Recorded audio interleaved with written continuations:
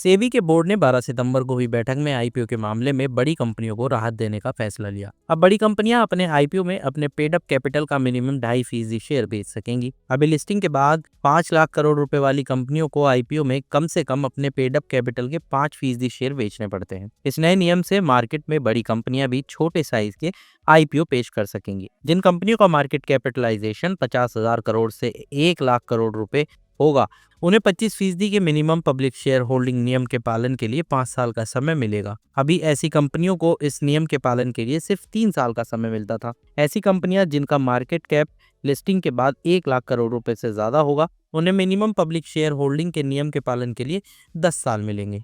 सेबी के चेयरमैन तुहिन कांत पांडे ने 12 सितंबर को बोर्ड की मीटिंग के बाद अहम फैसलों के बारे में बताया। उन्होंने बताया, हम मौजूदा 4,000 करोड़ लेवल की कैटेगरी के अलावा 4 एडिशनल कैटेगरी पेश कर रहे हैं।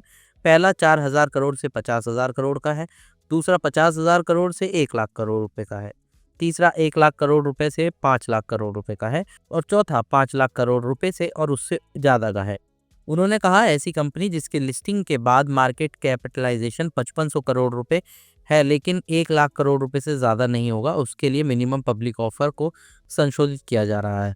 इसे इश्यू के बाद 10% के मार्केट कैप के मौजूदा नियम से 1,000 करोड़ रुपए किया जा रहा है, प्लस इश्यू के बाद 8% का मार्केट कैपिटलाइजेशन भी होगा। सेबी चेयरमैन ने कहा, जिस कंपनी का मार्केट कैप इश्यू के बाद 1 लाख करोड़ रुपए और इससे ज़्यादा होगा, उसका मिनिमम पब्लिक ऑफर यानी एमपीओ 6,250 करोड़ रुपए प्लस इश्यू के बाद मार्केट कैपिटलाइजेशन का कम से कम 2.75% हो सकता है। जिस कंपनी का मार्केट कैपिटलाइजेशन इश्यू के बाद 5 लाख करोड़ रुपए का होगा, उसका एमपीओ 15,000 करोड़ रुपए प्लस इश्यू के बाद मार्केट कैप का 1% होगा। सेबी के बोर्ड ने 12 सितंबर को हुई बैठक में लो रिस्क फॉरेन इन्वेस्टर्स को इंडिया मार्केट में एंट्री के नियमों को भी आसान बनाने का फैसला लिया है। Low risk foreign investor single window access के जरिए इंडियन सिक्योरिटीज मार्केट में पार्टिसिपेट कर सकेंगे। इस कदम का मकसद कंप्लायंस को आसान बनाना, इससे दुनिया में इन्वेस्टमेंट के अट्रैक्टिव डेस्टिनेशन के रूप में इंडिया को पहचान मिलेगी। सेबी के बोर्ड ने मीटिंग में कुछ और भी बड़े फैसले लिए। इसमें रियल एस्टेट इन्वेस्टमेंट ट्रस्ट और इंफ्रास्ट्रक्चर इन्वेस्टमेंट ट्रस्ट को इक्विटी इंस्ट्रूमेंट्स का दर्जा देने का प्रस्ताव भी शामिल है। इसके अलावा सेबी आरईआईटी और इन्वेस्टर्स आईटी के नियमों के तहत स्ट्रेटेजिक इन्वेस्टर्स की परिभाषा में बदलाव कर क्यूआईबी को इसके तहत लाएगा।